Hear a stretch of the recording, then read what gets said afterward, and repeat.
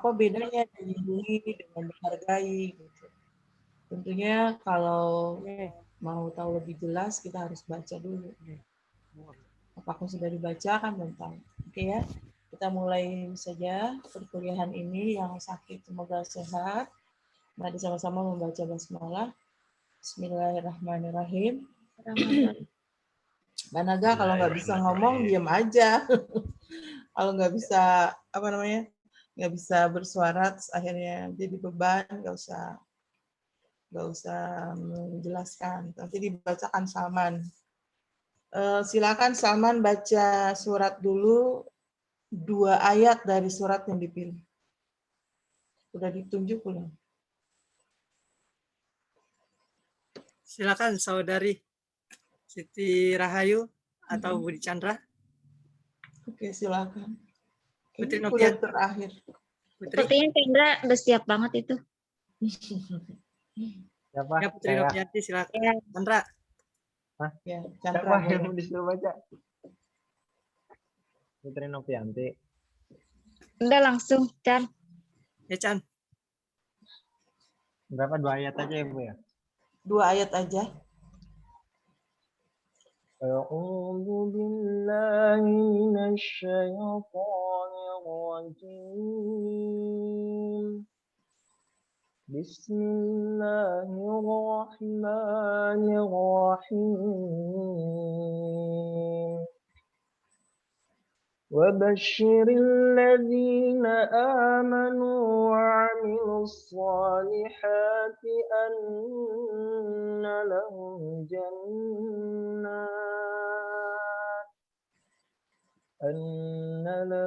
جنات تجري من تحتها الأنهار كلما رزقوا منها من ثمرة رزقا قالوا هذا الذي رزقنا من قبل وأتوا به متشابها ولهم فيها أزواج مطهرة وهم فيها خالدون إن الله لا يستحيي أن يضرب مثلا ما بعوضة فما فوقها فأما الذين آمنوا فيعلمون أنه الحق من ربهم وأما الذين كفروا فيقولون ماذا أراد الله بهذا مثلا يضل به كثيرا ويهدي به كثيرا وما يضل به إلا الفاسقين. Sadaqallahul azim. Allahumma arhamna bil Quran. Insyaallah enak ya didengarnya, bacaannya bagus, tajwidnya benar dan seluruh makharijul huruf juga pas. Semoga dapat kemudahan kita semua yang mendengar dan khususnya para Pak Chandra yang membacanya. Terima kasih. Silakan Salman untuk membacakan singkat. Silakan juga share screen. Atau Pak Naga mau coba?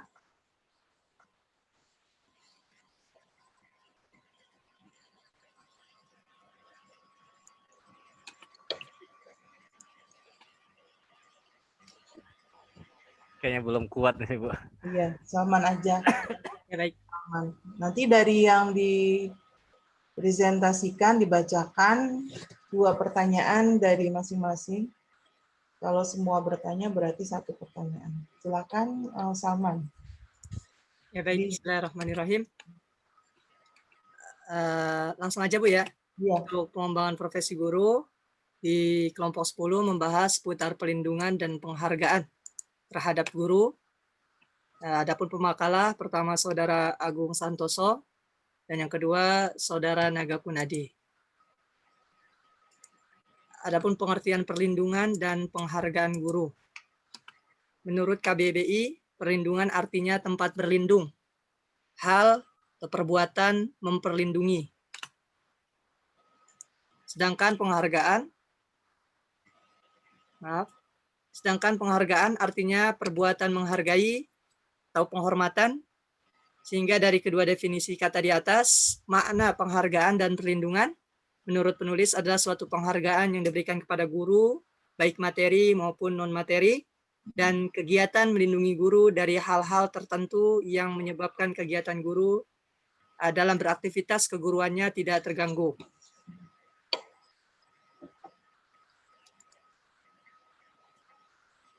Adapun perlindungan terhadap guru, sebagaimana pasal 39 Undang-Undang Nomor 14 Tahun 2005, yang pertama yaitu perlindungan perlindungan hukum, yang kedua perlindungan profesi, dan yang ketiga perlindungan kesehatan dan keselamatan kerja.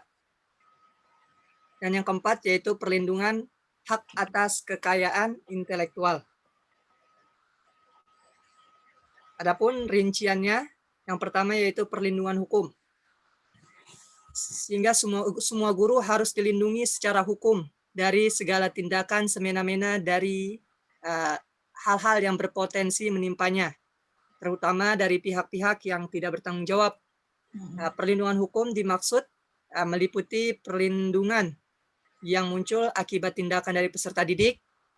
Adapun kedua dari orang tua peserta didik, masyarakat, birokrasi atau pihak lain yang berupa tindakan kekerasan, ancaman, perlakuan diskriminatif, intimidasi, serta perlakuan tidak adil. Adapun yang kedua yaitu perlindungan profesi. Perlindungan profesi mencakup perlindungan terhadap pemutusan hubungan kerja atau PHK yang tidak sesuai dengan peraturan perundang-undangan, pemberian imbalan yang tidak wajar, pembatasan dalam menyampaikan pandangan, pelecehan terhadap profesi, dan pembatasan atau pelarangan yang dapat menghambat seorang guru dalam melaksanakan tugas. Selanjutnya yang ketiga, yaitu perlindungan kesehatan dan keselamatan kerja. Perlindungan keselamatan dan kesehatan mencakup perlindungan terhadap resiko gangguan keamanan kerja, baik kecelakaan kerja, kebakaran pada waktu kerja, bencana alam, kesehatan lingkungan kerja, atau resiko yang lain-lain.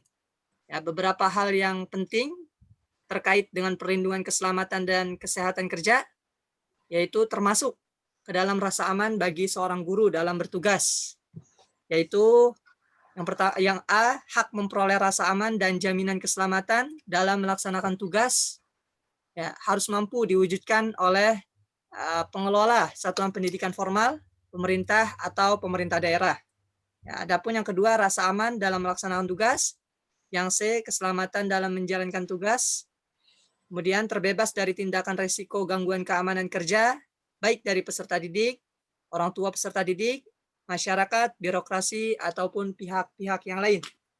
Yang E, pemberian asuransi atau jaminan pemulihan kesehatan. Yang F, terbebas dari multi ancaman yang variatif, termasuk ancaman terhadap kesehatan kerja. Adapun yang keempat yaitu perlindungan hak atas kekayaan intelektual.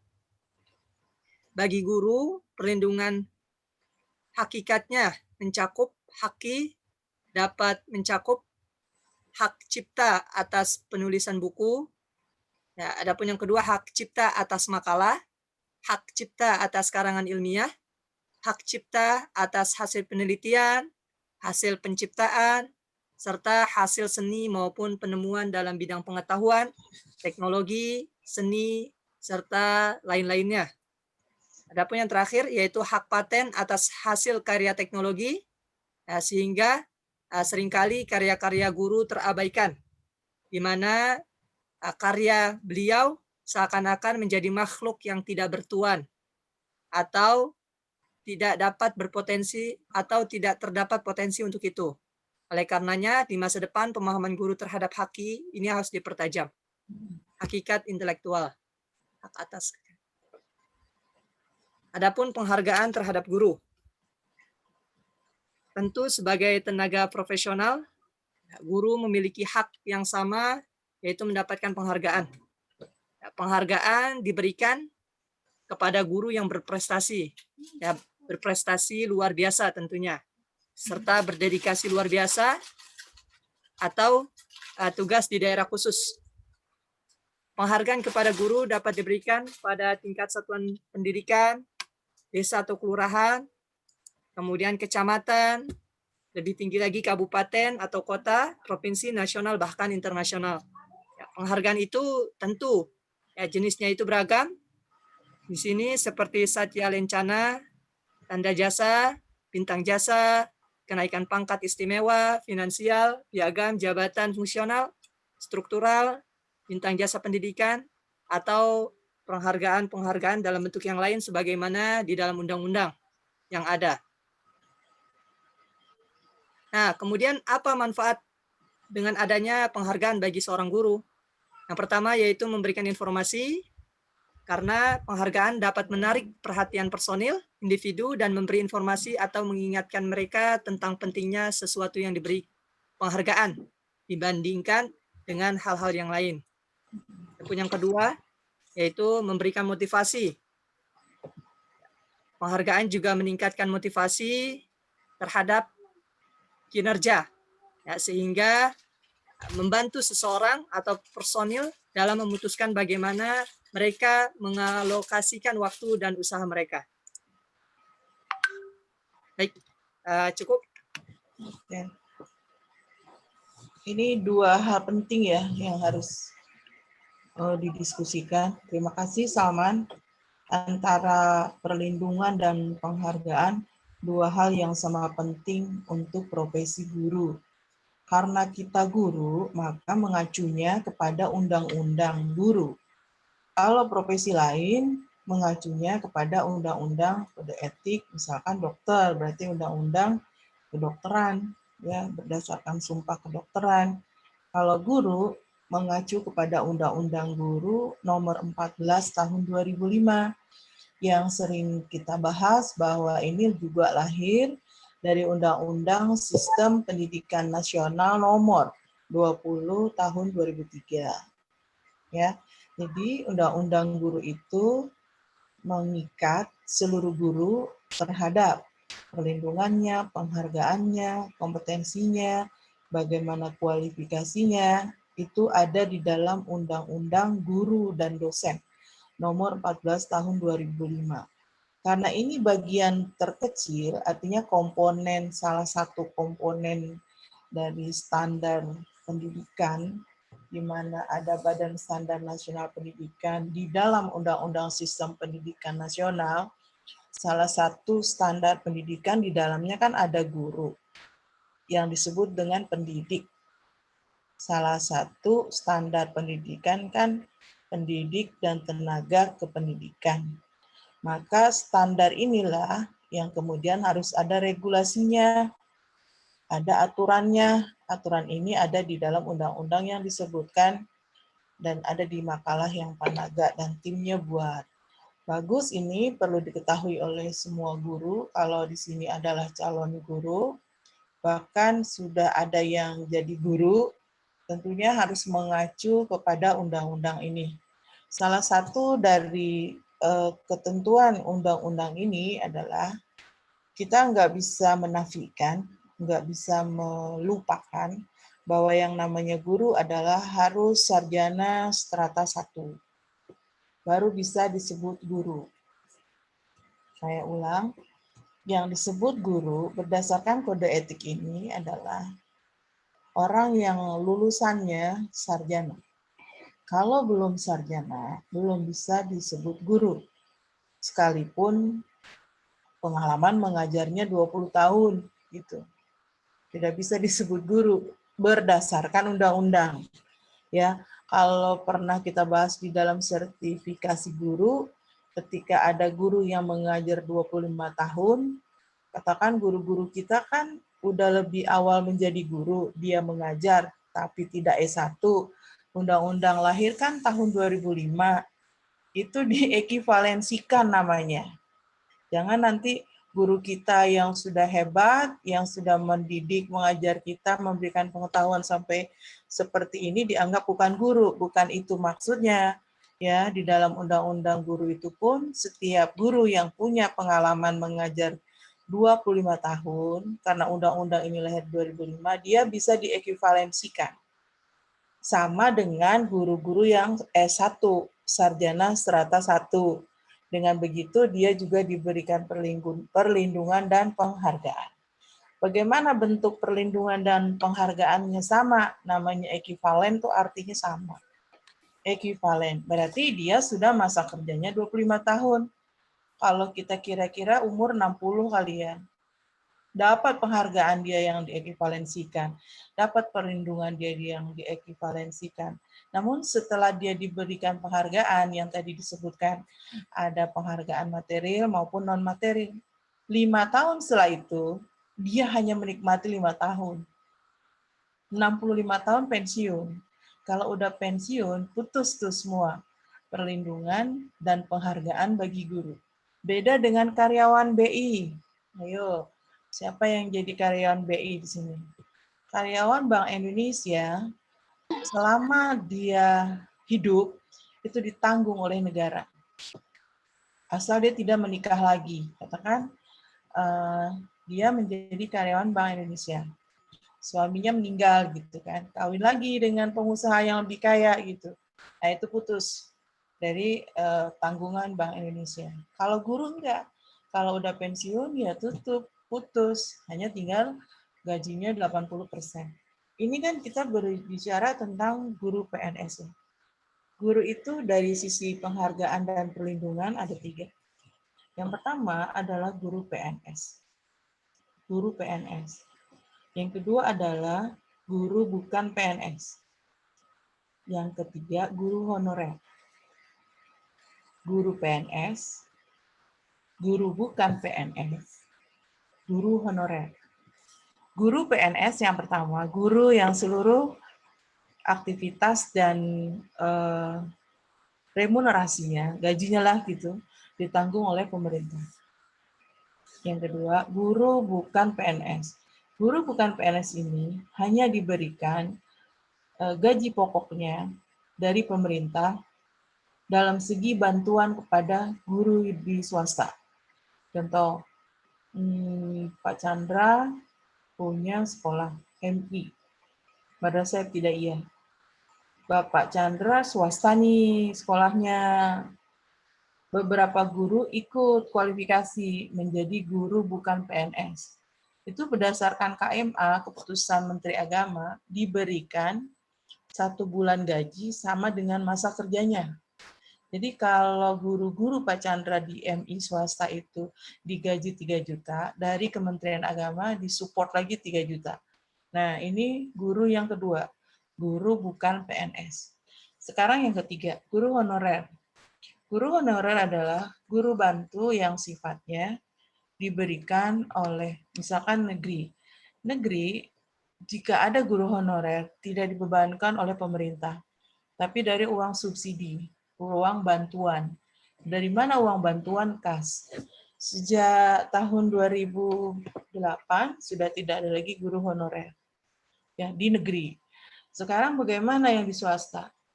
Seluruh swasta sekarang udah ada banyak guru bantu ya, guru yang DPK diperbantukan. Jadi ada support pemerintah untuk sekolah-sekolah swasta supaya beban dari swasta tidak terlalu berat.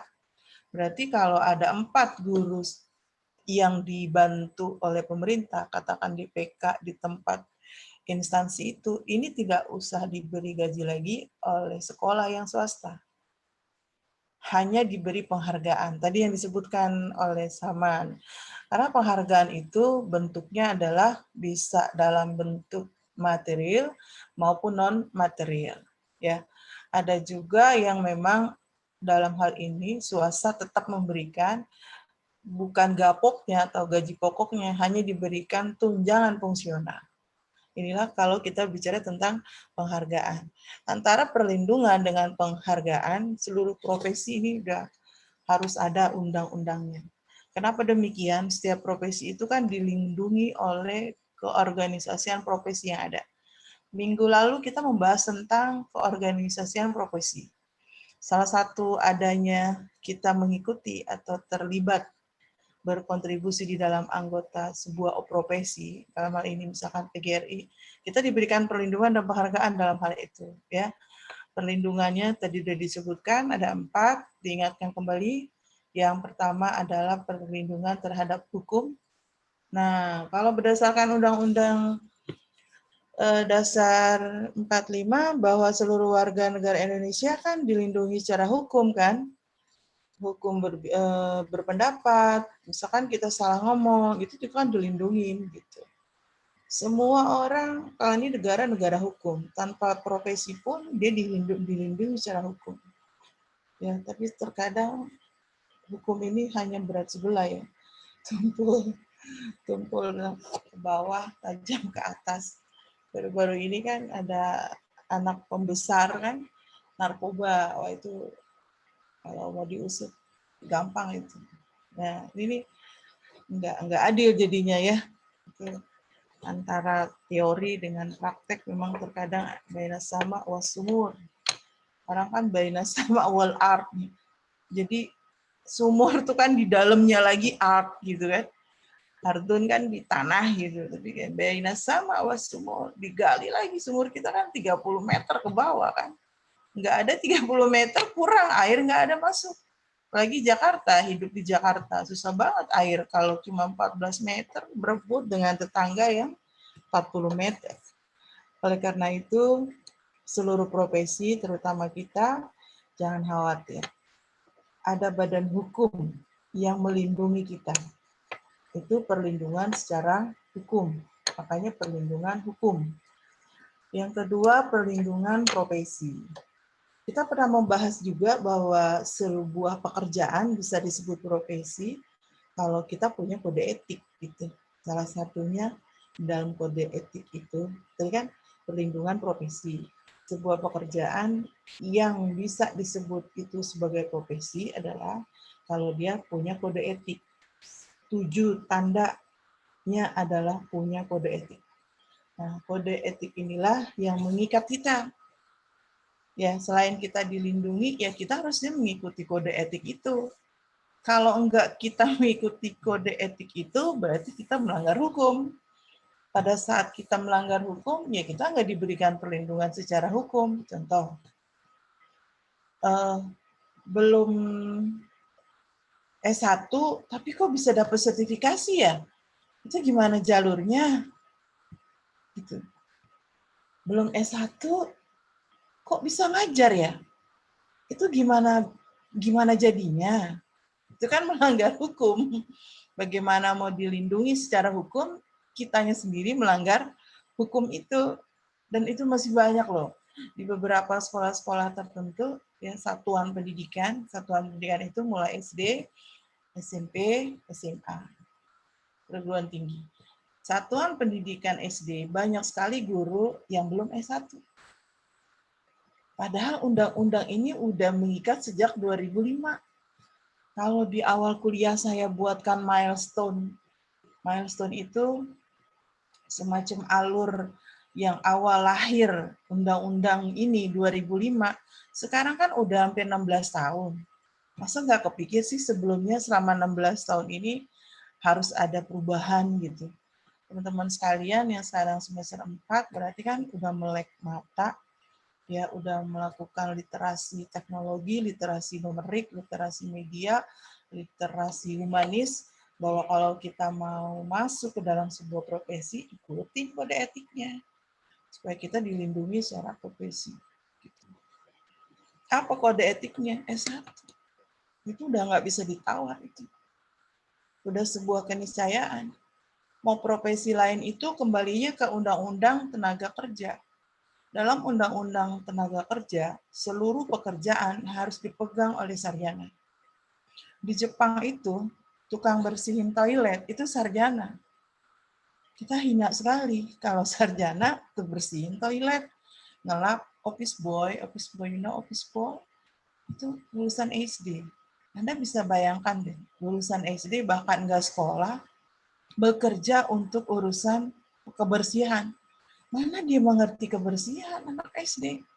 Ya kan? Harus membutuhkan trik, harus pakai obat bagian yang mana, ini harus dikasih desinfektan atau enggak, meletakkan bunga di mana. Itu tuh butuh ilmu pengetahuan. Makanya Undang-Undang Ketenagakerjaan mempersyaratkan seluruh profesi itu minimal sarjana. Termasuk orang-orang yang berpakaian seragam orange itu minimal sarjana harusnya. Ya kan? Dia gajinya UMR loh itu. Bahkan UMP, upah minimum provinsi. DKI Jakarta itu udah 4,3. Jadi kalau Anda berseragam kuning, pekerjaan yang ngeruk-ngeruk selokan, itu gajinya lebih besar daripada gaji guru yang di MI-nya Pak Chandra tadi. Iya, yang di Sanabiahnya Pak Chandra. Namanya aja MTS, Madrasah Tengah Sawah. Jangan menuntut gaji sama dengan yang berpakaian orange. Ini kita udah mulai bicara penghargaan ya. Karena penghargaan itu kan berkaitan dengan materi dan non-materi. Kalau yang materi, berarti kita terekivalensikan, katakan sertifikasi guru. Itu penghargaan yang tertulis di atas sertifikat itu, bahwa Anda profesional. Tapi selain itu, atas sertifikasi yang Anda punya, berarti kan udah uji kompetensi sebelumnya. Ya, UK, uji kemampuan akademik, lulus. Lalu diberilah penghargaan secara material. Ya, yang non materialnya adalah sertifikatnya itu. Dan itu mengikat. Kenapa? Karena kompetensi yang dimiliki Bapak Ibu ini sudah melalui uji klinis gitu. Udah melalui uji publik. Siapa yang mengujinya? Orang-orang yang memang diberi kewenangan untuk mengujinya. Dan itu nggak mudah, bahwa kemarin juga kita udah bahas. Ada pertanyaannya Pak Ilyas, tinggal gampang Bu, mengikuti sertifikasi sekarang. Ya, semakin kesini bukan semakin mudah ya. Sebenarnya bukan sulit atau mudah, tapi memang untuk quality control. Ya, untuk melihat quality control itu pengawasan mutu. Pengawasan mutu dari setiap guru yang mau diberikan penghargaan. Karena penghargaan ini mengikat ke guru yang pada saat dia mengajar di satuan pendidikan manapun, dia harus mengacu kepada kompetensi yang 4. Bagaimana dong dia harus punya kompetensi personal, kompetensi sosial, kompetensi profesional, dan satu lagi kompetensi pedagogi. Nggak bisa ngajar, ya nggak bisa. Karena dia salah satu tes ya. Salah satu bentuk tes kita adalah peer teaching. Gagal kita mengajar tampilan karena merasa diawasin, ulang lagi. Apalagi sekarang tesnya mulai online dengan 450 TOEFL. Berarti menginginkan bahasa Inggris sebagai bahasa internasional pertama, dan di mana sumber-sumber pengetahuan juga sumbernya dari bahasa itu. Kalau kita nggak bisa menggunakan bahasa itu sebagai alat untuk mampu kita membaca sebuah literatur, makanya disebut dengan literasi. Literasi itu bacaan. Bacaannya literatur. Padahal yang kita baca bukan teks aja, ya, numerik juga literatur, humanism juga literatur, knowledge literatur, apalagi literasi teks sekarang udah jarang ya Pak, Ibu sekalian, orang udah nggak baca teks, buku-buku udah e-book semua, library udah nggak ada datang orang ke perpustakaan karena PPKN. Sebelum pandemi pun perpustakaan itu kan sudah iLibrary, digital library, perpustakaan digital. Sampai ada museum Al-Quran itu namanya The Digital Library of Al-Quran. Itu punyanya Lentera Hatinya Quraish Shihab ya. Dulu di situ banyak kajian-kajian. Terus setelah pandemi udah lagi nggak ada kajian-kajian. Adapun melalui Zoom. Dan akhirnya orang melalui Zoom kan nggak baca teksnya kan. Orang akan baca dalam bentuk virtual dan orang akan baca dalam bentuk e-library atau e-book. Saya kira dua hal ini penting ya. Ada perlindungan, ada penghargaan. Tadi disebut haki. Haki itu hak kekayaan intelektual. Satunya lagi K3 ya. Saya ulang, hukum, profesi, K3, haki. Perlindungan kita, hukum, profesi, K3, haki. Seluruh profesi sama. Seluruh profesi sama. Hukum, profesi, K3, haki. Yang repot nih K3. Kita udah merasakan kan sekarang sakit kita nggak dilindungi, katanya dilindungi. Sakit kita nggak dilindungi, mau BPJS susahnya minta ampun. Pak Ibu, kalau mau cerita, saya merawat bapak saya hipertensi itu 2 tahun. Beliau itu harus operasi otak karena pembuluh darahnya pecah akibat jatuh dari kamar mandi. Saya bawa kartu BPJS. Apa jawaban dari rumah sakit? Padahal itu rumah sakitnya bekerja sama dengan BPJS. Nggak bisa, Pak, ini SITO. SITO itu emergensi. Akhirnya, oke deh, kalau nggak bisa, karena ini harus ada tindakan SITO. Dilakukanlah operasi dengan biaya 280 juta sampai recovery. Saya merapatkan seluruh keluarga, oke nggak apa-apa orang tua. Tapi diminta DP dulu 160 juta. Karena operasi besar ya, operasi otak. Dulu namanya pipisan sama kriotomi, pilihannya adalah pipisan. Pipisan itu disambungkan dari kepala ke lambung, selang yang mengeluarkan cairan dari otak ke lambung. Tapi dari awal tidak ke lambung, disalurkan keluar. Ternyata pasca operasi seminggu infeksi, membengkak kayak hydrocephalus itu. Operasi yang kedua, memindahkan selang ke dalam lambung. Yang tadinya selang ini di luar karena pendarahannya semakin membanyak dan pembengkakan di kepala, dia harus dimasukkan selang itu ke dalam lambung sehingga nanti keluar melalui cairan buang air kecil gitu. Oke, selesai pasca operasi. Ini artinya profesi apapun, orang tua saya profesi guru, saya juga punya aktivasi tentang perlindungan itu. Antara teori yang kita bahas ini, terkadang suka berbenturan dengan kenyataan yang ada di lapangan. Termasuk yang kita rasakan di COVID ini. Jadi, semakin banyak pasien, semakin banyak permintaan, akan terbataslah tenaga medis. Semakin banyak permintaan, semakin banyak yang sakit, terbataslah malah sakit. Udah otomatis terbataslah obat. Akhirnya harga obat yang tadinya harganya sekian gitu, berlipat menjadi 10 kali lipat. Saya ngerasa kayak sekarang. Udah seminggu ini saya sekarang beli obat itu 1 ampul 180.000. Padahal dibutuhkan 10 ampul untuk sehari.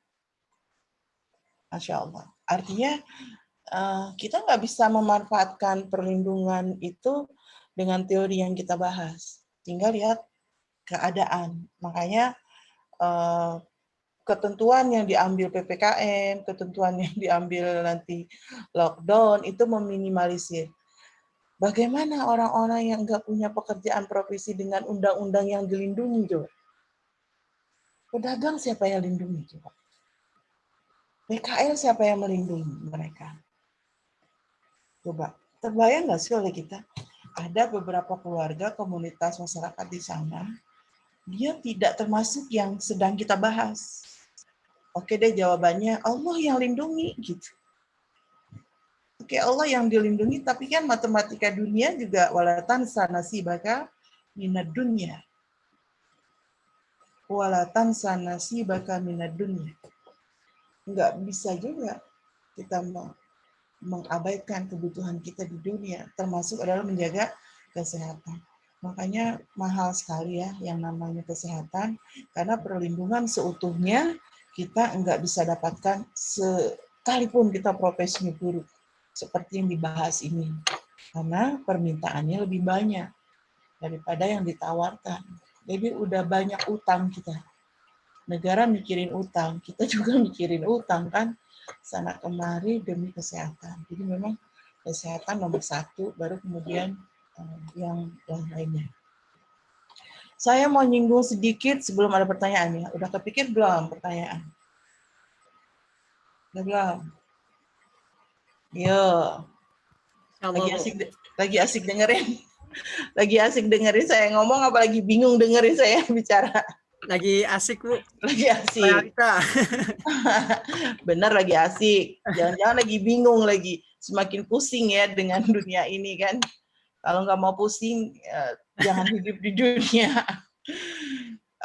Kita ini khalifah fil ard, berarti udah harus bertanggung jawab atas apa yang ada di dalam dunia ini. Termasuk salah satunya adalah profesi.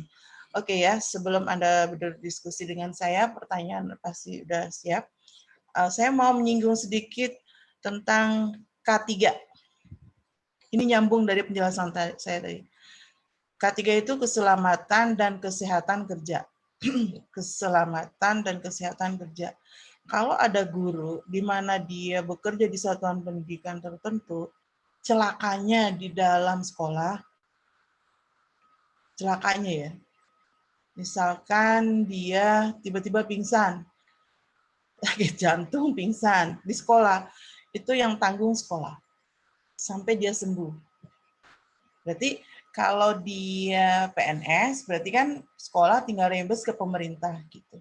Tapi kalau swasta, berarti semampu atau sesuai dengan kemampuan swasta di mana dia bekerja. Itu yang perlu diketahui juga.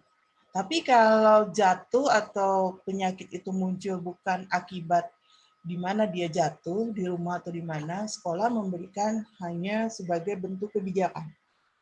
Dan itu sebagai sekolah swasta atau yayasan harus punya SK-nya. Ini hati-hati nih, karena nanti dengan dalih kita dilindungi oleh sebuah K3, sebuah yayasan akan didelik aduan tentang tidak memperhatikan nasib guru. Hati-hati ini. Ya, harus terundang-undangkan di dalam SK bahwa setiap guru yang meninggal karena apa, dia itu harus diberikan kebijakan oleh pihak swasta di bawah yayasan ya. Kalau swasta itu kan di bawah yayasan. Katakan dia meninggal, berapa diberinya? Kalau diasuransikan, berarti kan kita harus bekerja sama dengan perusahaan-perusahaan asuransi. Ada namanya perusahaan asuransi hari tua. Jadi kalau kita meninggal ya dalam sebuah kecelakaan, ya sudah pasti diberi santunan pada asuransi yang itu. Tapi tidak semua yayasan mau bekerja sama dengan asuransi. Gitu. Termasuk BPJS juga dalam satuan pendidikan belum semuanya melakukan kerjasama itu. Kecuali RT-RT setempat ya. Dan itu juga kepedulian mulai dari kabupaten sampai tingkat nasional. Yang kedua yang mau saya inikan juga haki. Haki itu hak kekayaan intelektual. Hak kekayaan intelektual baru bisa disebut haki kalau dia ber-ISBN. Ber-ISBN. Kalau buku, tadi kan disebutkan di dalam makalah itu, ada karya ilmiah, ada buku, ya kan? Itu kan hak kekayaan kita. Itu kita juga dilindungi. Bahwa ini punya kita. Bahwa ini hak cipta kita. Kalau dia ber-ISBN. Kalau dia tidak ber-ISBN, enggak bisa disebut itu sebagai haki. ISBN itu yang mengeluarkan Departemen Perundang-undangan, Hukum dan Perundang-undangan.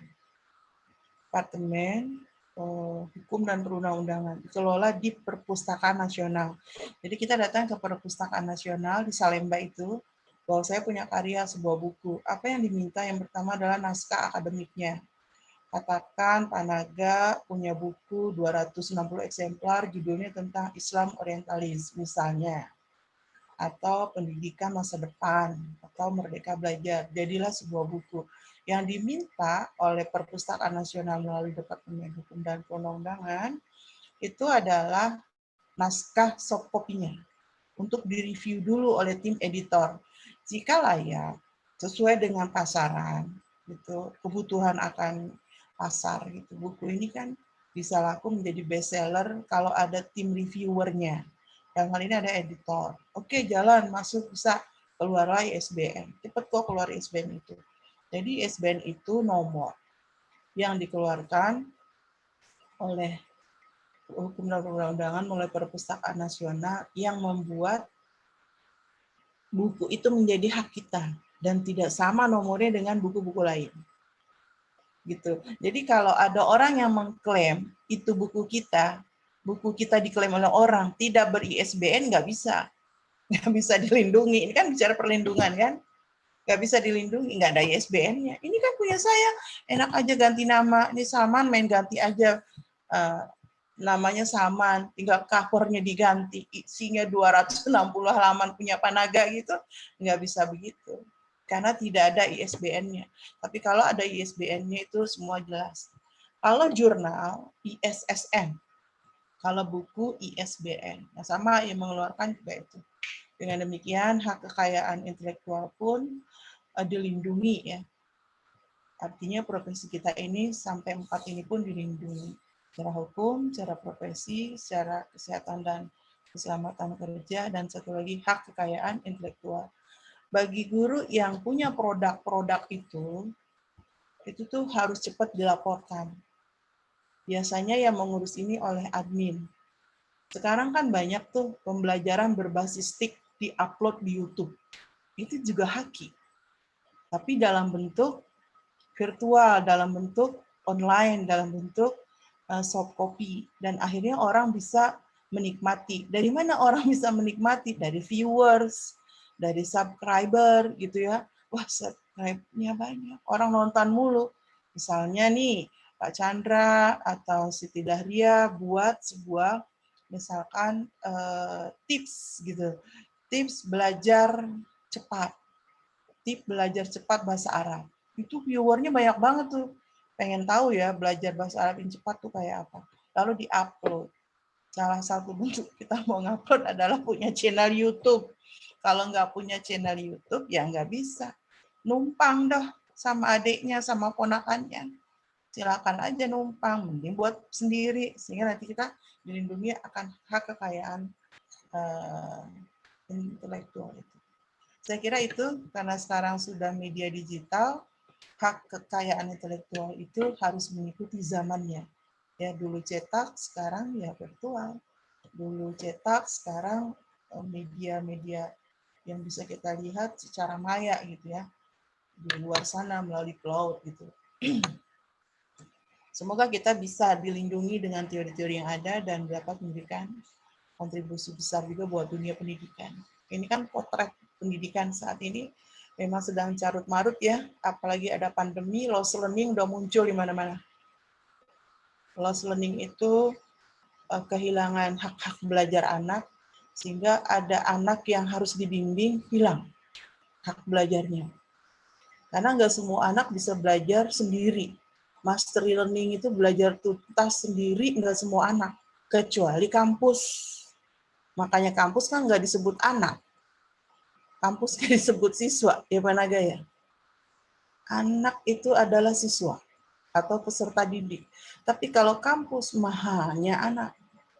Mahasiswa. Kalau dia udah mahasiswa, nggak perlu lagi dibahas lost learning. Ya kan? Kalau dia masih merasa lost learning, ya salah sendiri. 4 tahun itu nggak akan ada artinya apa-apa.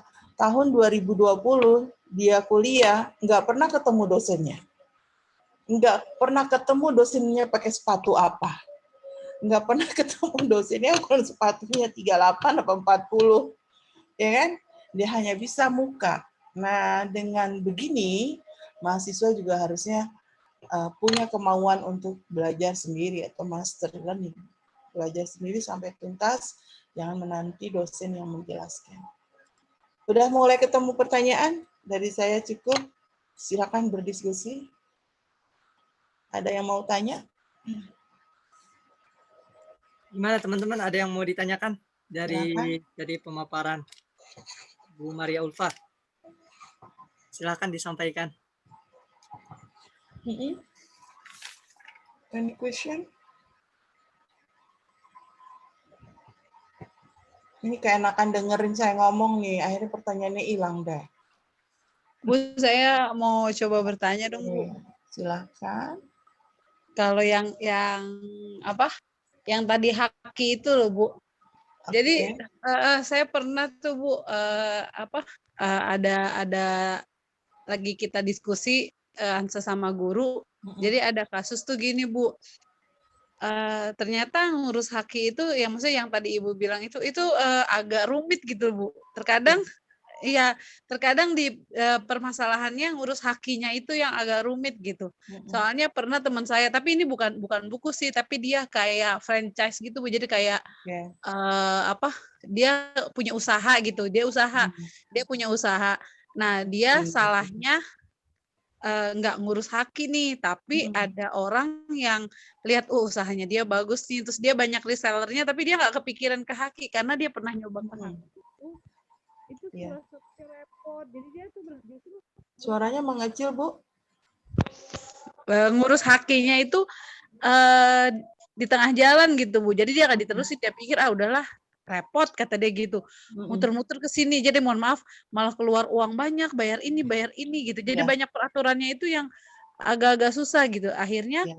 ternyata ada orang yang mungkin ya kita wallahu alam sih, dia ternyata memanfaatkan itu. Dia mungkin punya uang, dia mau usaha, tapi dia dipatenkan lah usahanya dia ini karena dia punya uang banyak nih gitu kan. Iya. Nah, memang kejadiannya akhirnya hak patennya itu bukan punya si yang punya usaha, jadi justru punya si B lah gitu, karena dia mematenkan hakinya itu gitu.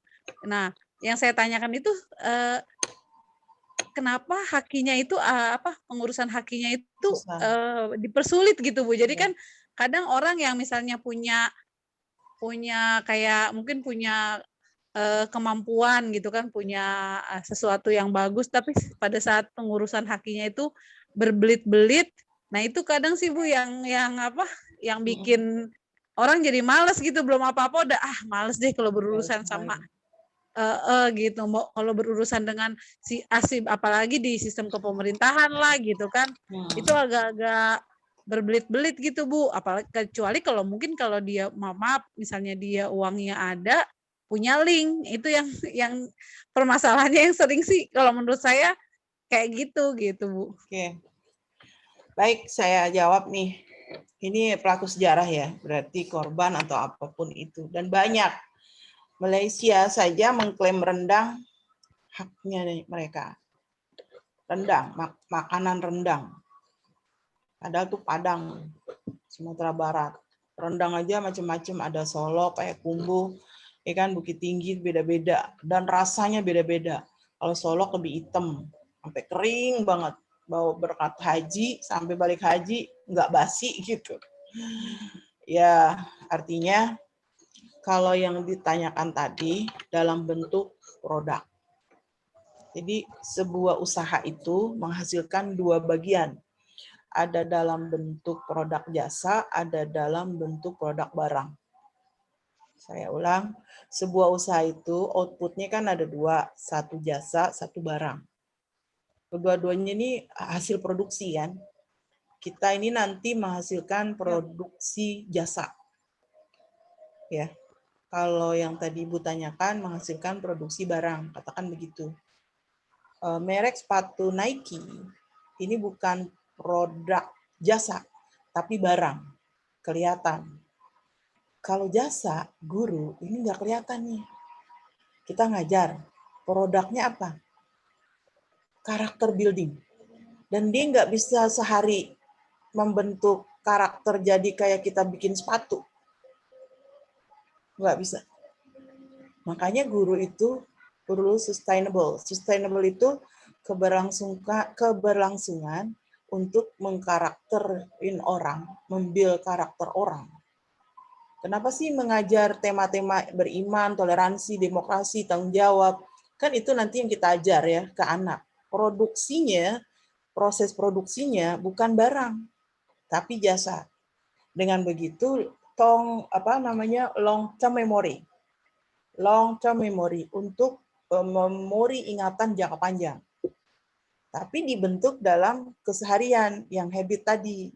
Sering dengar, dia lakukan dalam bentuk tindakan habit.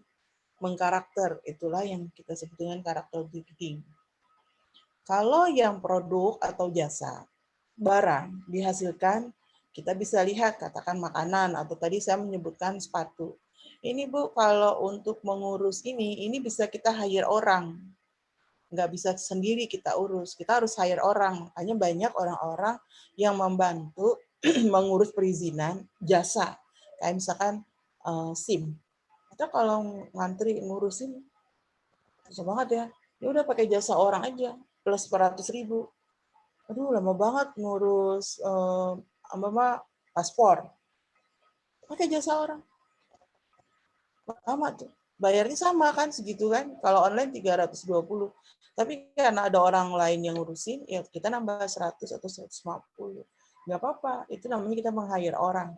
Jadi kalau Ibu mandek di situ supaya hak cipta kita ini ya kan tidak ditikung orang, maka Ibu harus meng-hire orang yang mengerti. Setahu saya memang untuk urusan barang bukan jasa itu harus punya uang 500 juta. Setahu saya ya, untuk perusahaan besar. Iya benar, Bu. Perseroan terbatas, misalkan iya, perusahaan alat kecantikan, perusahaan MS Glow, itu harus punya uang 500 juta untuk membuka izin itu. Suatu saat nih, Ibu mau buka ayam geprek. Tapi kan ayam geprek banyak. Ayam geprek bensu udah katanya luar biasa tuh. Ibu mau bikin lagi ayam geprek bensu nggak bisa. Berarti Ibu harus bikin ayam geprek dahria. Ayam geprek dahria. Ibu belum dikenal nih. Gitu, berarti harus franchising. Kalau pengen cepat, pakailah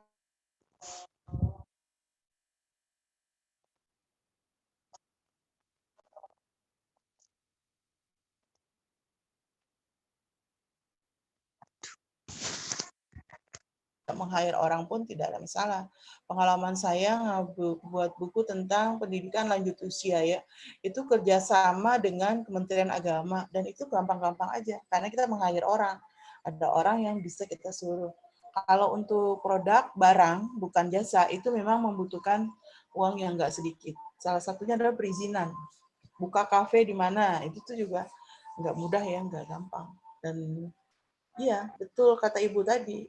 Bisa diambil oleh orang lain yang dia punya uang, dia punya channel, tolong dong bantu. Nah, oleh karena itu mencari link dari saat ini nih, koneksi itu memang penting.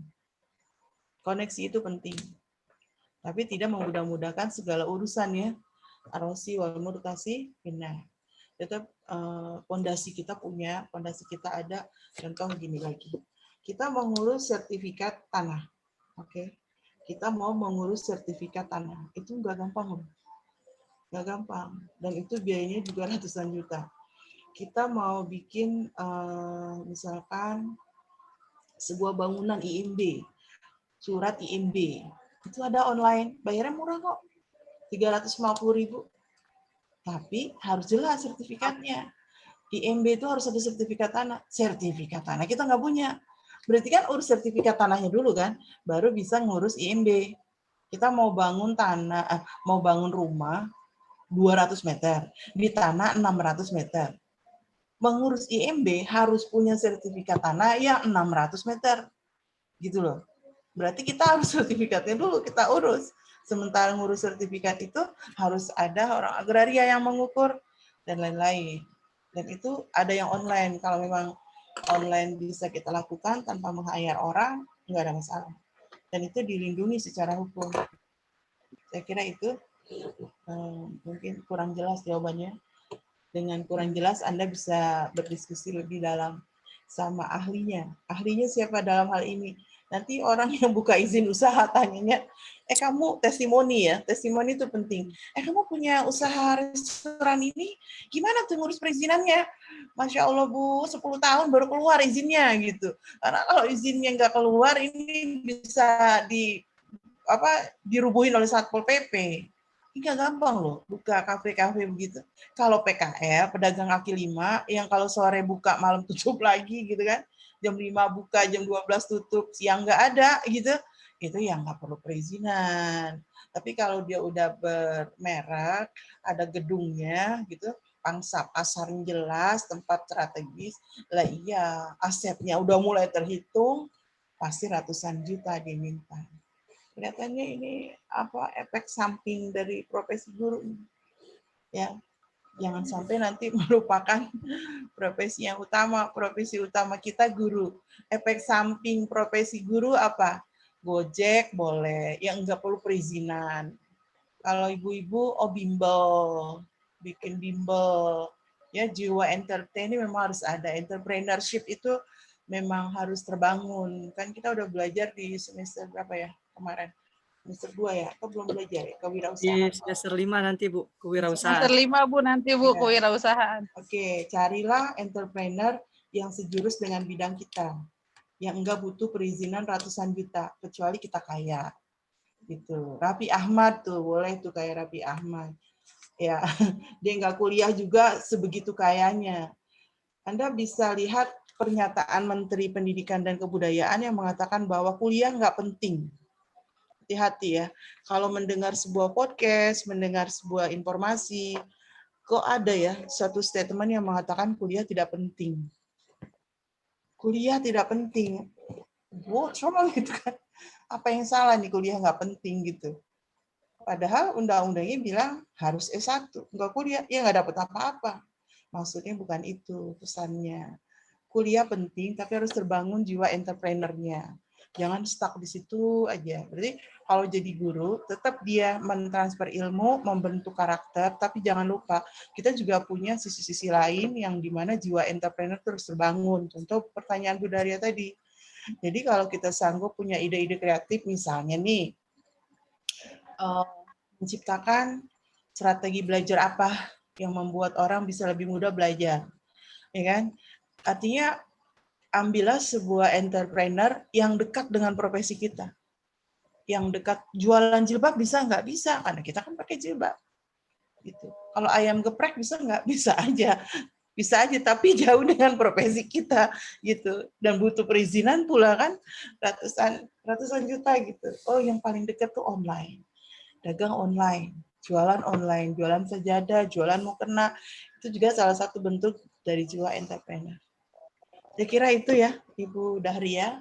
Iya Bu, makasih banyak Bu. Baik, silakan mengambil beberapa tema-tema entrepreneur yang mendekati profesi kita. Ada lagi? Mungkin sedikit sharing aja Bu ya. Baik, silakan. Tadi kan disampaikan bahwasanya tidak terlepas untuk saat ini masih banyak pendidik yang belum berkualifikasi di S1 untuk pada etik. Baik. Terus kalau kita melihat ke 16 tahun yang lalu kan peraturannya itu dari 2005 ya? Iya, sudah ada. Nah, kalau di sini kan kalau yang saya lihat gitu pribadi, hampir setiap tahun itu lulusan pendidikan itu banyak. Iya. Setiap tahunnya gitu. Nah, itu kan kemana tuh mereka gitu? Apakah maksudnya ini seharusnya kan itu peraturan sudah jelas gitu ya. Kemudian juga lulusan sudah banyak, tapi kenapa yang jadi permasalahan di sekolah-sekolah itu ya guru yang belum berkualifikasi S1 itu masih ada gitu. Nah, apakah ini karena dari kalau saya pribadi gitu ya menganalisa, apakah ini karena mungkin mereka yang lulusan pendidikan menganalisa kurang kesejahteraan sehingga mereka beralih untuk mencari pekerjaan lain atau bagaimana gitu. Apalagi sedih sih kalau yang pernah saya baca di dalam literatur itu dulu Malaysia itu mengadopsi guru-guru di Indonesia untuk pendidikan mereka. Namun sekarang sebaliknya gitu. Malah ya kita yang di Indonesia banyak mengadopsi untuk saat ini. Sedangkan di Malaysia udah mulai ada perkembangan kan gitu, mereka memperhatikan para pendidik. Ya, sedangkan kita di Indonesia malah sebaliknya, malah kita nih mulai mengadopsi guru-guru dari Malaysia yang kompeten gitu. Nah, itu apakah ini memang karena kesejahteraan yang tidak diperhatikan gitu, Bu? Sehingga banyak yang seharusnya yang setahu saya sih jurusan pendidikan itu terbanyak mungkin ya tiap tahunnya gitu. Nah, tapi bukti di lapangannya itu tidak mengimplementasikannya di dunia pendidikan gitu. Mungkin kita sharing, Bu. Terima kasih. Benar ya yang dikatakan Salman tadi, benar banget gitu. Itulah potret pendidikan di Indonesia. Tapi kalau ada semacam lulusan yang program studi pendidikan kan banyak. Akhirnya mencetak calon guru kan banyak. Kenapa masih ada di beberapa satuan pendidikan yang belum S1? Pak Ibu, yang kita udah punya untuk menghentikan atau memutuskan pekerjaan dengan kita menggantikan yang baru sesuai dengan kualifikasi, itu tidak semudah dalam teori. Kita punya guru yang udah 12 tahun mengajar, ya kan? Nggak mau kuliah-kuliah. Berarti kan nggak mau mengubah, nggak mau memperbaharui dirinya sesuai dengan peraturan itu. Orang-orang di bawah swasta ini akan punya dilema yang kuat sekali, yang tinggi sekali untuk memutuskan yang sudah 12 tahun mengajar di situ. Bahkan sudah 25 tahun mengajar situ belum S1. Tadi yang saya bilang, kalau dia 25 tahun sudah mengajar, itu diekuivalensikan seperti orang yang sudah S1. Tapi harus melahirkan sebuah produk yang haki tadi tuh. Misalkan dia guru hadis, berarti dia punya buku hadis. Dia guru fikih, berarti dia punya buku fikih. Entah itu modul, entah itu handout. Sekarang kan guru dimintakan PTK ya. Classroom Action Research itu, PTK, penelitian tindakan kelas, wajib itu guru. Itu juga bisa dihakikan. Ya, baik lokal maupun nasional. Haki lokal direview oleh pihak sekolah. Haki nasional yang tadi kita udah bahas. Melalui hukum dan perundang-undangan. Dan melalui perpustakaan nasional, soft copy-nya. Tapi ada juga yang nggak bisa karena tidak memenuhi persyaratan. Dengan diskusi Dahria tadi tuh, memang membutuhkan banyak persyaratan untuk kita mendapatkan ISBN haki itu. Tapi kalau reviewernya dari pihak sekolah dan itu dipakai sebagai muatan lokal di sekolah, guru yang 25 tahun mengajar belum S1 bisa diekuivalensikan. Itu ketentuannya seperti itu. Berarti kan masih ada, ya tinggal nunggu masanya. Masa dia adalah pensiun. Kalau nggak pensiun ya meninggal. Meninggal pada masanya. Gitu. Belum pensiun udah meninggal. Nah, datanglah nih guru-guru yang baru. Guru-guru yang baru harus di-require tuh persyaratannya melalui tes perekrutan. Rekrut guru baru yang belum punya pengalaman harus melalui tes. Ini inputnya yang bagus nih. Kan kalau sebuah sistem bekerjanya sistemik itu ada input, ada proses, ada output.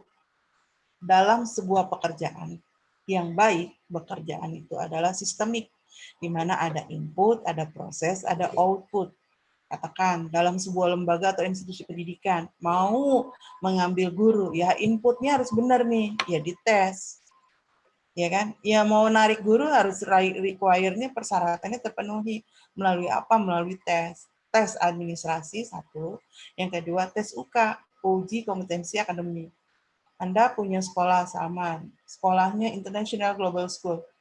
Global School itu kan berarti sekolahan bagus, bonafide, memperhatikan mutu, lihat inputnya dulu. Inputnya gurunya dites nggak? Kalau pengetesan guru, pasti nominasi dipilih kan, yang lamar 200, yang dipanggil wawancara 10. Dari 10 bersaing lagi, berarti kan yang 10 ini udah memenuhi persyaratan require yang tadi saya bilang. Require-nya jelas, semua lembaga pendidikan pasti mintanya S1. Enggak ada tuh pengalaman mengajar 25 tahun walaupun tidak S1, tidak ada. Pasti yang pertama S1. Coba persyaratan pertama, hafal Quran 30 juz, belum ada. Pesantren aja nggak ada tuh. Persyaratan melamar jadi mudir, kepala ma'had, hafal 30 juz, nggak ada. Pasti S1. Bertakwa nomor 6. Kenapa coba? Karena masih memikirkan yang sifatnya administratif. Masih memikirkan yang sifatnya tersurat gitu. Yang tersirat, hafalan kan tersirat. Kalau nggak dibaca kayak Chandra baca, kita nggak tahu kalau dia hafal atau enggak. Maharatul qiraah. Keterampilan bicara, ngomong, membaca setelah kita dengar. Nah, kita dengar berarti kita membutuhkan tes lain, yaitu wawancara. Nah, berdasarkan hal ini, ada yang masanya habis, ada yang datang baru. Gitu. Yang masanya habis harus tahu diri. Ini terkadang udah dipensiunin, masih aja muncul. Kenapa masih muncul? Sekarang dinaikkan dia, jangan jadi guru. tapi jadi pengurus yayasan. Supaya penghargaan, kan tadi kita bicara penghargaan. Ini guru udah 30 tahun mengajar. Kualifikasinya bagus banget. Pengetahuannya bagus, pengetahuan agamanya bagus. Jangan diberhentikan. Tetap, tapi dia tidak mengajar gitu loh. Jadi pengurus yayasan. Jadi nanti dia membina guru-guru baru gitu. Untuk sama nanti misinya sama dengan dia. Tinggal kita pilih lagi. Ini kan enggak, udah tua gitu. Sampai harus pakai tongkat, masih ngajar juga. Untung nggak kepleset di tangga kan. Sekolah-sekolah sekarang kan ke atas naik lebarnya, bukan ke samping. Karena ke samping ke tanah orang, ke tangga kan. Sekolah lain, rel kereta api, akhirnya ke atas. Begitu ke atas, nggak sanggup beli lift, mahal. Nah, datanglah guru-guru muda, ya itulah yang berperan. Dan dia tidak gaptek. Guru-guru muda itu kan masih fresh. Dia tidak gaptek. Guru lama gaptek, iya kalau dia mau menyesuaikan. Ya, ada guru yang nggak mau menyesuaikan, kepala sekolah yang salah. Kok ada guru yang nggak mau menyesuaikan keadaan. Sekarang pandemi, mengajar harus pakai Zoom. Mau Meet, mau Google, terserah. Google Meet atau mau Zoom Meet. Nggak mau saya, nggak bisa, pecat aja saya bilang. Pecat aja. Belain satu, ya kan? Tapi kita merusak yang 700, 800 anak didik kita. Nah, bentuk kata pecat itu input lagi, ya kan? PHK-an guru jangan sembarangan juga, tadi dibahas. Kalau yang nggak ada dasar hukumnya, PHK itu kita yang akan dituntut sebuah lembaga itu. Katakan Pak Naga kepala sekolah, main pecat aja tuh gurunya yang nggak mau lakukan perubahan. Biasanya ada SPK 1, SPK 2. Ada pembinaan, udah dibina nggak bisa juga, dipanggil nggak bisa juga, oh kalau itu dibinasakan. Umur udah 70 tahun, udahlah istirahat aja. Apa sih yang mau dilakukan? Barokah. Oke, barokah. Kalau barokah, masukkan dia di dalam yayasan. Doa dia. Hati-hati loh, dengan kekuatan doa beliau, lembaga ini bisa akan terus maju. Nah ini seorang pemimpin yang arif kan begitu. Bapak enggak saya PHK, enggak saya pecat, gaji tetap. Itu gaji dikurangin lah, 38 JPL-nya enggak dibayar, kan enggak ngajar. Iri nanti, ya udah deh aku jadi pengurus yayasan aja deh, 38 JPL saya tetap dibayar gitu kan. Udah deh, enak banget enggak ngajar, enggak apa, istirahat. Istirahat tetap kegiatannya ada. Karena bagi orang-orang yang diistirahatkan itu bisa punya penyakit yang namanya dengan post-power syndrome. Post-power syndrome. Kenapa post-power syndrome? Dia biasanya aktif, biasanya dihargai orang, biasanya dilindungi orang, tadi kan perlindungan dan penghargaan. Tidak dilindungi dalam materi, tidak dilindungi secara non-materi. Tidak dihargai secara materi, tidak dihargai secara non-materi. Udah pasti muncul yang ada dalam penyakit. Post-power syndrome. Lama-lama kita membunuh orang yang selama ini sudah berjasa dengannya. Makanya hati-hati ya, bagi teman-teman yang punya usaha, punya institusi, punya lembaga, menghargai itu penting. Mem-PHK juga penting. Artinya PHK dalam artian memberhentikan sesuai prosedur. Berarti harus ada regulasinya, ya harus ada aturannya, namanya statuta. Statutanya jelas. Bapak kan udah 65 tahun, menurut undang-undang ini dalam statuta memang harus kita off-kan. Tapi berat loh, mau ngomong kayak gitu tuh berat banget. Seorang pimpinan tuh sangat berat. Tapi mau dibilang apa, ini untuk kebaikan semua. Dengan begitu, para sarjana yang baru lulus tidak nganggur. Masa tunggu itu 6 bulan loh ya. Anda lulus nanti 2 tahun lagi, amin. Amin. 2023 Anda lulus. Masa tunggu itu 6 bulan. Lewat dari 6 bulan hati-hati. Ya, 6 bulan itu maksudnya dapat pekerjaan. Kalau sekarang udah dapat pekerjaan, alhamdulillah, berarti memperbaiki kinerja kita, memperbaiki prestasi kita. Kan tadi penghargaan itu juga bagi yang berprestasi. Kalau di dalam lembaga yang memang prosedural sekali, prestasi itu ada prestasi yang memang terstandar, ada prestasi yang khusus. Kalau yang standar, semua orang diberikan penghargaan.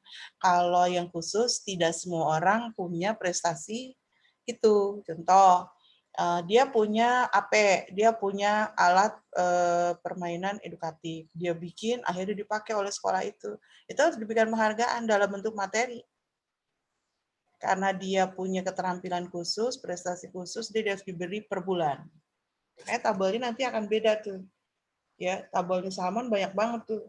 Gaji pokok, tunjangan fungsional, tunjangan struktural, tunjangan honor daerah, tunjangan sertifikasi, tunjangan prestasi umum, tunjangan prestasi khusus, tunjangan kesejahteraan, transport, makan.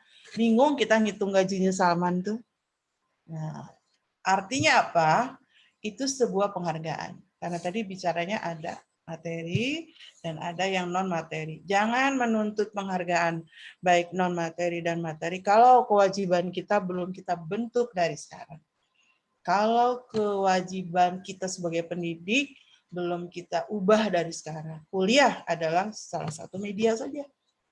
Ya, kuliah di PAI, ketemu saya, segala macam, ngobrol, diskusi tentang seputar pengembangan profesi guru, itu sebuah pekerjaan mulia yang dalam tataran tekstual ya. Nanti di lapangan usaha untuk membentuk itu. Makanya medianya adalah kuliah. Jadi saya mematahkan sebuah idenya Nadiem Makarim ya, yang mengatakan kuliah nggak penting. Ada tuh podcastnya tentang itu. Baik, ini udah mau menjelang maghrib. Jika ada pertanyaan lain, silakan masukkan ke email ya. Hari ini udah kuliah terakhir ya, Salman. Kuliah yang betul, Ibu. kelas Ya. minggu depan. Bisa gambaran besar.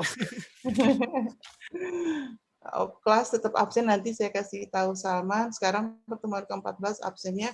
Mohon maaf, sekali lagi dalam forum perkuliahan daring, Anda ketemu saya hanya daring, belum pernah ketemu langsung ya. Yang ketemu langsung cuma Salman, Ibu Daria, sama Pak Chandra ya waktu itu. Lainnya tidak ada. Kopi darat belum ada nih, kopi darat.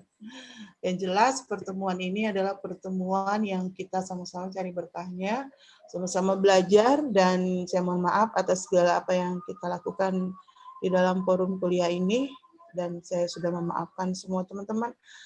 Kelas 4C, semoga sukses, semoga berhasil menjadi guru yang profesional. Ketemu saya nanti di semester 5 kalau ada jadwal. Kalau nggak ada, mungkin ketemu dengan dosen lain, kita lihat nanti. Demikian ya, Salman. Ada yang mau disampaikan teman-teman yang lain atau Salman? Baik, Bu. Kita juga terima kasih udah dibimbing, udah diarahkan, udah diajarkan. Dan kami juga mohon maaf apabila sering keterlambatan, sehingga mungkin ada hal-hal yang tidak mengenakan gitu di dalam hati dosen pengampu. Kami minta maaf juga dan minta doanya juga senantiasa buat kami semua. Oke, semangat belajar, sukses terus. Dari kita tutup sama-sama dengan membaca doa kafaratul majelis. Subhanakallahumma wa bihamdika asyhadu an la ilaha illa anta astaghfiruka wa atubu ilaik. Bagi teman-teman yang mau menyampaikan komentar, pandangan, review tentang perkuliahan ini bisa sampaikan ke email saya. Ya, pesan-pesan, harapan, kelemahan apa, saya jadikan barometer ya, saya jadikan evaluasi untuk kedepannya. Saya selalu terbuka untuk menerima masukan dari kawan-kawan semua. Demikian, kita tutup dengan hamdalah. Assalamualaikum warahmatullahi wabarakatuh. Waalaikumsalam warahmatullahi wabarakatuh. Terima kasih, Bu. Sama, terima kasih Pak Naga, sehat. Yang keluarganya kena COVID, semoga bersabar dan sehat. Saya duluan ya, semuanya. Assalamualaikum. Waalaikumsalam warahmatullahi wabarakatuh.